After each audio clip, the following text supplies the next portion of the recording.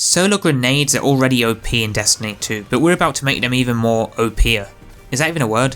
Anyway, this is your newly updated Warlock Sunbracer build in Destiny 2 Season of the Lost, and this thing is no joke. You'll get unlimited and infinite abilities, some health regeneration buffs, fast supers, and you'll be chaining those solar abilities to a whole new level, just completely burning everything. You can pair this build with so many different mods, but I've picked out a few that I thought were pretty effective. And yes guys, you can use this in master activities, but it will be harder to maintain and stay effective simply because the melee just isn't powerful enough to one-tap all master adds in the game. But if you play it right, it's possible. Anyway, before we start, be sure to check out my sponsor below for cheap Destiny Silver as always, and use my code DIVIDE for a discount when checking out. And now guys, let's get straight into the build.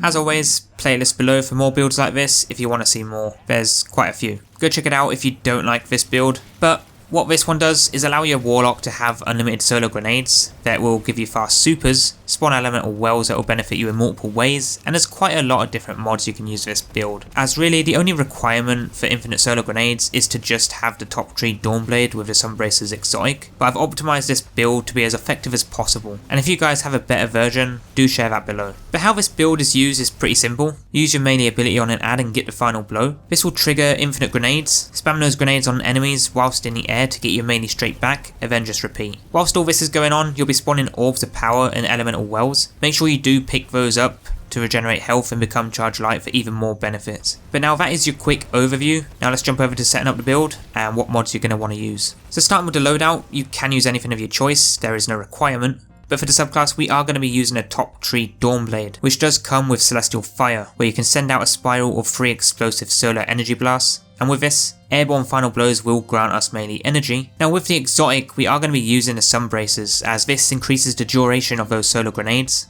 and solar melee kills grant unlimited solar grenade energy for a brief time. So make sure you actually slot on a solar grenade for this to work, and you will want to get those grenade kills whilst in the air to get that melee back instantly, to then just rinse and repeat. But if you do run out of energy for both abilities, then you can just get a few random airborne kills or weapons to get that melee straight back, and then just start again. But now for the main mods, we are going to be using Elemental Ordnance, where defeating a combatant with a grenade spawns an elemental well that matches our subclass, and then picking up that well will grant us increased regeneration for a short period of time, as we'll be using the Well of Life. Then we also have Elemental Charge so that we can become Charge Light when picking up those wells as well, and we will get 2 stacks of Charge Light because those wells will be solar. And then our main Charge Light mod will be Energy Converter, so that we can get up to 50% of our super energy straight back when using our grenade. And with the amount of grenades that we'll be throwing, we don't really need Supercharged or any other mod to give us more stacks, because on each grenade kill you will spawn those elemental wells, which will instantly give you 2 stacks, then just throw a grenade and that will give you super energy. Now if you're taking this into harder content, you can use Protective Light, which will give you extra protection when your shields are destroyed, but I would honestly stick to using this build in the easy content rather than taking this into endgame. But for your main mods, for the helmet, we are going to be using 2 Ashes to Assets, so that we can gain bonus super energy on grenade kills. Then for the gauntlets, we have Thermoclastic Blooming, where defeating a combatant with a solar or stasis melee creates an orb of power, as well as our champion mod if you need one. But if you don't need a champion mod, then you can use Momentum Transfer, just to ease off a little bit on getting those airborne grenade kills so that you can use them on the ground instead. As for the chest, we are going to be using Concussive Dampener and Sniper Damage Resistance to just reduce the incoming damage from combatants, because when you're in the air you're going to get completely melted quickly, so having that extra protection may just save you. But now for the legs, we will be replenishing health every time we pick up an orb of power, and again we will spawn those orbs from the Thermoclastic Blooming mod that we got on from the gauntlets. Then I have a Fusion Scavenger mod for my heavy weapon, but that's my choice, so you can use anything you want for that slot. But lastly for the class, I'm again using Particle Deconstruction, which is my choice, so you can use anything you want, but then I'm also using Thermoclastic Strike, so that those solar melees can stun overloads, which you would only use if you're going into those sort of activities. And don't be afraid to use those solar melees on overloads if you got this mod on, because it will give it you straight back when you do stun the overload champion. The stat you want to max out, in my opinion, would be Recovery, so that you can regenerate that health as quick as possible. But if you feel like you're going to lose your melee quite a lot, and you don't want to get airborne final blows, then go with Strength. One other mod as well that you could use is Withering Heat, where causing damage with a solar ability weakens champions for a short time. But for me, I wouldn't really want to replace my Particle Deconstruction for this mod, but it is an alternative if you do want to use this. Now overall, I have to give this build a 10 out of 10 for how fun it is to use. It's definitely one of of the most fun builds I've made this season, and I did cover this a few seasons back, but wanted to keep this fresh and updated for the new season. I would still keep to using this build in the easier content though, rather than the endgame. But guys, that is your updated Warlock solo build for Destiny 2 Season 15. Next, as always, be sure to check out that playlist below for more top, fun and broken builds to use in Destiny 2 2021. And do give me your thoughts down below about this one. And now guys, I'll see you all in the next build.